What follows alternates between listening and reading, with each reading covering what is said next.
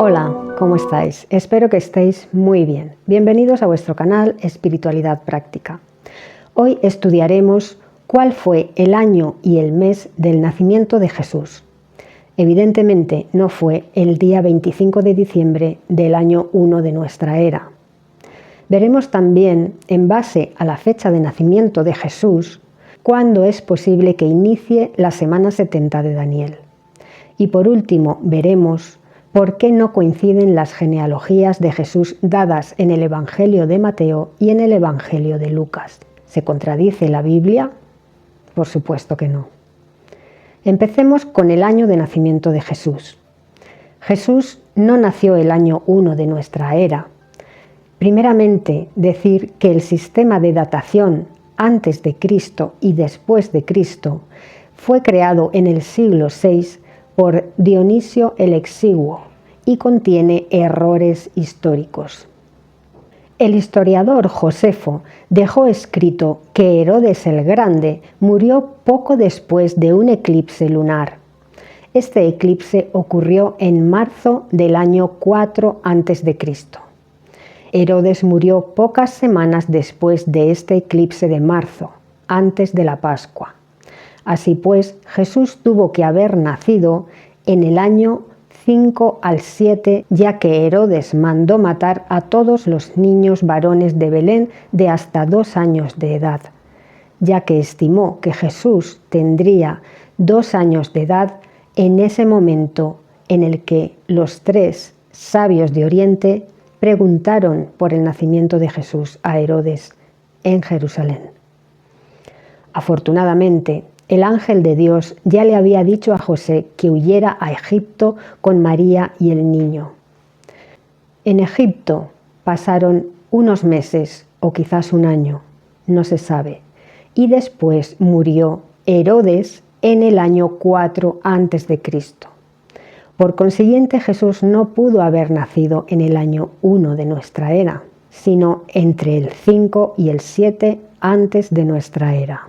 Por otra parte, se sabe que en el año 7 a.C. ocurrió un evento extraordinario. Júpiter, considerado el planeta rey, y Saturno, asociado al pueblo judío, se alinearon 3 veces en pocos meses. Este fenómeno, muy raro, fue visible en todo el mundo antiguo y sucedió dentro de la constelación de Piscis, una figura que los astrónomos antiguos relacionaron con Israel. Para los 3 sabios de Oriente, expertos en interpretar el cielo, esta triple conjunción señalaba algo trascendente: el nacimiento de un rey en Judea. El fenómeno ocurrió entre septiembre y diciembre del año 7 a.C., con su punto más impresionante precisamente en septiembre. Fue un anuncio cósmico visible durante meses. Para cuando los sabios llegaron a Jerusalén preguntando ¿dónde está el nacido rey de los judíos?, Jesús ya había venido al mundo. Probablemente tenía entre 1 y 2 años. La estrella había marcado ese momento y hoy los astrónomos aún pueden confirmarlo. Los cielos proclamaron lo que los profetas habían anunciado siglos antes. De Belén saldría el gobernante esperado y las naciones vendrían a buscarlo. Dios habló en las Escrituras, habló a través de sus profetas y también habló mediante la creación, alineando planetas y tiempos, para que incluso quienes no conocían al Dios de Israel supieran que algo extraordinario había sucedido. Y todavía queda una conexión más profunda, una verdad que ilumina lo que realmente significó que Dios enviara a su Hijo como Hijo de hombre. Las festividades de Israel estaban por darle a este momento un significado aún más profundo. En Juan 1,14 leemos una de las declaraciones más bellas de toda la Escritura. Y el Verbo se hizo carne y habitó entre nosotros. La mayoría de las traducciones dicen habitó, pero la palabra griega eskenosen significa literalmente poner su tienda o acampar. Juan estaba conectando el nacimiento de Jesús con la fiesta de los tabernáculos, una de las celebraciones más importantes de Israel. Sukkot se celebraba cada año a inicios del otoño, entre finales de septiembre y comienzos de octubre. Durante 7 días, las familias construían refugios temporales para recordar los 40 años del pueblo de Israel en el desierto, cuando Dios habitaba entre ellos, mediante una columna de nube y fuego. El simbolismo encaja de manera perfecta. Emmanuel, Dios con nosotros, apareciendo cuando su pueblo recordaba que Dios caminó junto a ellos en una tienda en el desierto. Solo que ahora la morada no era una estructura temporal, sino un cuerpo humano perfecto. Hay también un detalle práctico. Lucas comenta que no había espacio en la posada cuando José y María llegaron a Belén. ¿Por qué estaban llenas? Porque durante las fiestas de otoño, miles de judíos viajaban a Jerusalén y a las aldeas cercanas. Belén, a 10 kilómetros al sur de Jerusalén, habría estado repleta de peregrinos, levantando refugios y preparando las celebraciones. Posadas llenas, clima templado y una multitud viajando. Todo coincide. El calendario sacerdotal ubica el nacimiento de Jesús a finales de septiembre o principios de octubre. Los pastores estaban en los campos, lo cual solo ocurría en clima suave. Las festividades de otoño celebraban la presencia de Dios entre su pueblo. Profundicemos ahora en el cálculo del mes de nacimiento de Jesús. Podemos calcular esto a partir de la fecha de concepción de Juan el Bautista, primo de Jesús, sobre la cual la Escritura sí ofrece datos. Los padres de Juan el Bautista eran Zacarías y Elisabet. Lucas 1:5 dice que Zacarías era sacerdote en el templo del turno de Abías. Los turnos sacerdotales están descritos en Primera de Crónicas 24. El turno de Abías era el 8º. De nuevo el número 8 que representa un nuevo comienzo. Sabemos que el servicio sacerdotal comenzaba en Nisán, en primavera. El turno de Abías, el 8º, corresponde aproximadamente a finales de mayo, comienzos de junio. Lucas 1:23-24 dice que cuando Zacarías finalizó los días de su ministerio, se fue a su casa y después de aquellos días concibió su esposa Elisabet. Por tanto, la concepción de Juan se produjo en el mes de junio. Dice Lucas 1:26 que al 6º mes de la concepción de Juan el Bautista, el arcángel Gabriel fue enviado a una ciudad de Galilea llamada Nazaret y anunció a María la concepción de Jesús en su vientre por Espíritu Santo. 9 meses después, en septiembre, nacería Jesús, a finales de septiembre. Esto cuadra con que los pastores a los que se les anunció el nacimiento de Jesús estuvieran al aire libre con sus rebaños de noche, como dice Lucas 2:8. Esta fecha coincide con la fiesta de tabernáculos judía, la fiesta que representa el reinado milenial de Cristo, donde por fin el Mesías reinará como Rey de Reyes y Señor de Señores, tanto en la tierra como en el cielo. Así pues, sabiendo que Jesús nació sobre el año 6 a.C., a finales de septiembre o principios de octubre, ¿cuándo podría dar comienzo la semana 70 de Daniel? Fijaos, vamos a tomar la cronología más reciente, que es la de la profecía de las 70 semanas de Daniel. Estas semanas son semanas de años. Daniel 9, 25 y 26 dice: «Sabe pues y entiende que desde la salida de la orden para restaurar y edificar a Jerusalén», esto fue en el año 457 a.C., hasta el Mesías príncipe, momento en el que Jesús es bautizado por Juan el Bautista en el Jordán en el año 27 de nuestra era, hasta ese día habrá 7 semanas y 62 semanas. Se volverá a edificar la plaza y el muro, es decir, Jerusalén, después del exilio de Babilonia, volverá a tener vida civil, judicial y religiosa, y volverá a estar amurallada.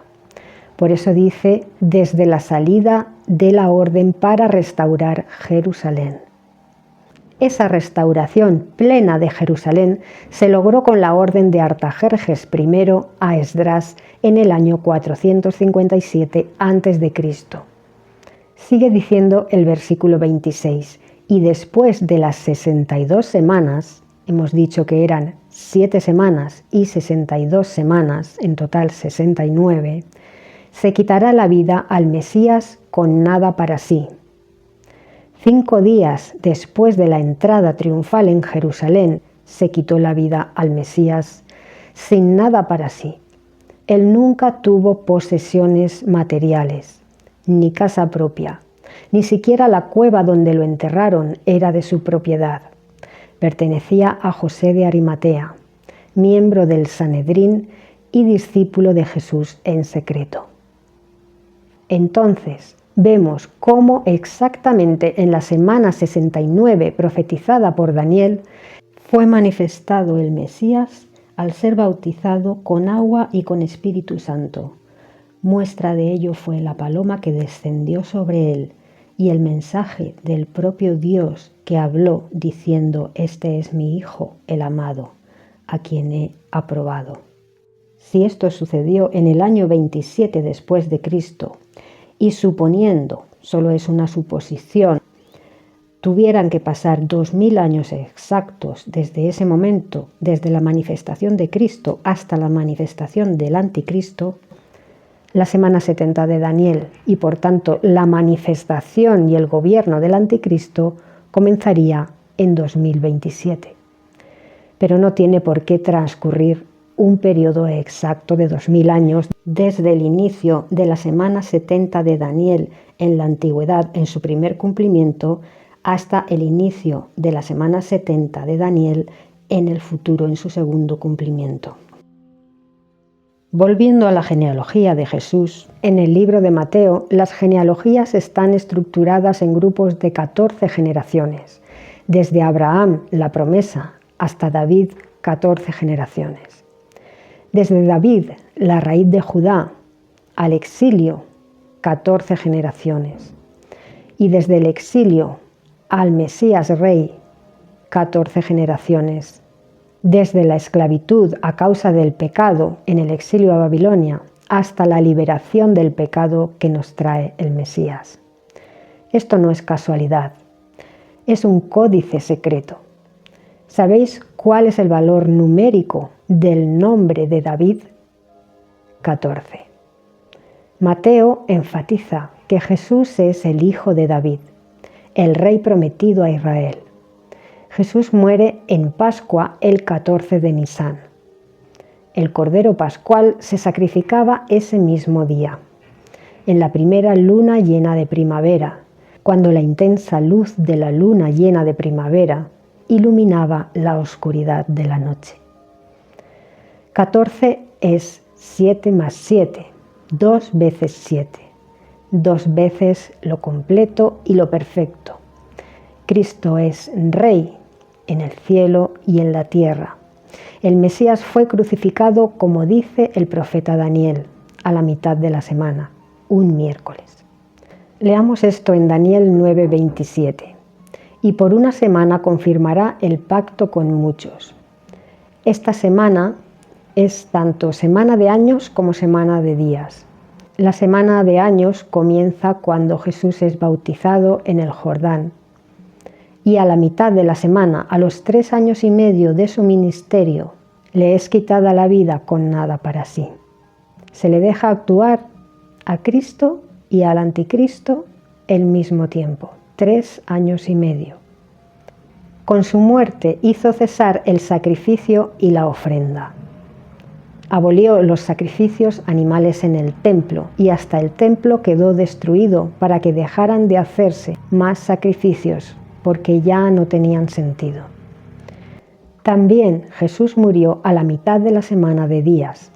Solo así salen los 3 días y 3 noches que Jesús estuvo en el sepulcro.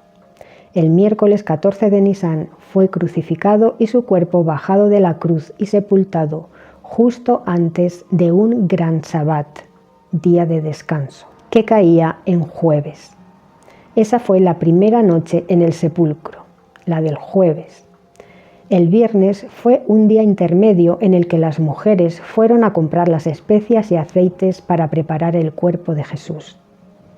El viernes es la segunda noche en el sepulcro. Al día siguiente era sábado, día de descanso, la tercera noche en el sepulcro. El domingo al comienzo del día, antes de amanecer, ya había resucitado. De otra manera, no salen los 3 días y las 3 noches. Con este cuadro vamos a ver un resumen sobre la semana 70 de Daniel.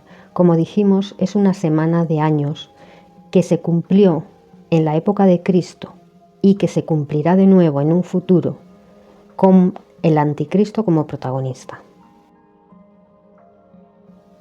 Aunque veáis ahí que dice 27 a.C., 31 a.C.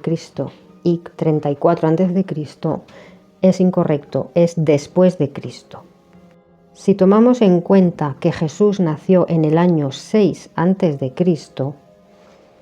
en el año 27 de nuestra era, cuando Jesús es bautizado por Juan el Bautista, momento en el que da comienzo la semana 70 de Daniel, Jesús tendría unos 33 años en el momento de su bautismo. A los 3 años y medio de dar comienzo su ministerio, fue crucificado con nada para sí. En ese momento tendría unos 37 años. Y el final de la semana 70 se cumple en el año 34 después de Cristo, momento en el que el apóstol Pablo comienza la predicación a los gentiles, dando cumplimiento al nuevo pacto.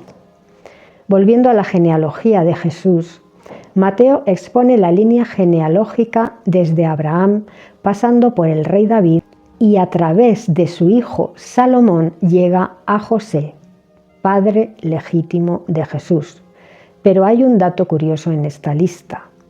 En la línea de descendencia hay un hombre, Jeconías. Jeconías fue un hombre malvado e idólatra al que Dios mismo, a través del profeta Jeremías, lanzó una maldición. Leamos esto en Jeremías 22:30. Dice: escribid a este hombre, Jeconías, privado de descendencia, porque ninguno de su descendencia logrará sentarse en el trono de David y reinar más en Judá.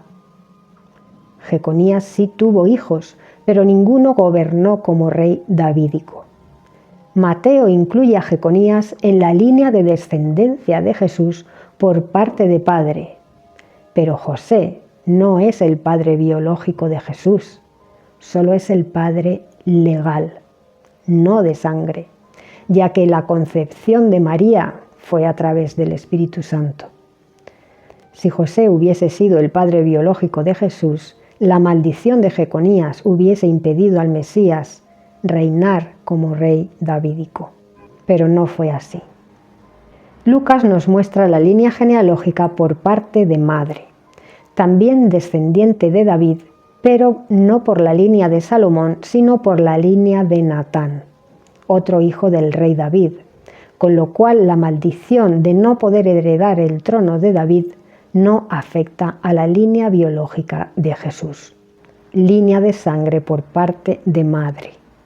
La genealogía de Lucas empieza con Jesús y va hacia atrás hasta Adán. Mateo nos da la genealogía legal de Jesús. Lucas nos da la genealogía de sangre. La genealogía de Lucas empieza diciendo Jesús, hijo de José, hijo de Elí. Elí era en realidad el padre de María.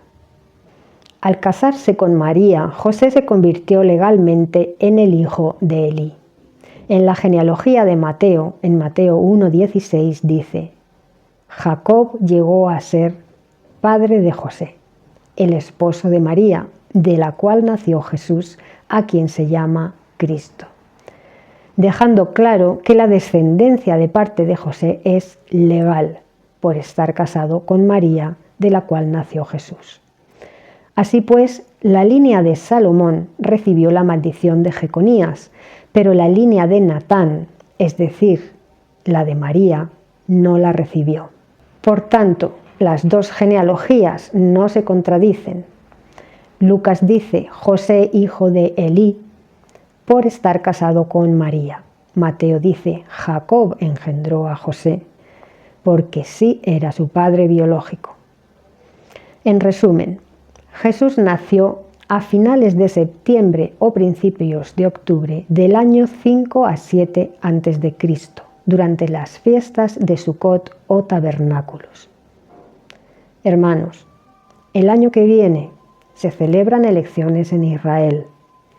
Sabemos que el anticristo gobernará en Israel, ya que hará que se construya el tercer templo y a la mitad de su mandato entrará en el lugar santísimo y profanará el templo. A la mitad de la semana de años de su mandato hará cesar el sacrificio y la ofrenda, pero no como confirmación de un pacto, sino como traición de su pacto con los judíos. Dejará de cumplir su pacto con los judíos. Y ahí los judíos se darán cuenta de que el anticristo no es su esperado Mesías, sino todo lo contrario. A los 3 años y medio de su gobierno, el anticristo entrará en el lugar santísimo del templo y se proclamará Dios y exigirá adoración. Él se pondrá un nombre blasfemo, algo así como el Salvador del mundo, y exigirá adoración. Y colocará una marca a niños y a grandes, sin la cual nadie podrá comprar ni vender. Los acontecimientos mundiales se están dirigiendo hacia el cumplimiento de las profecías de los tiempos finales.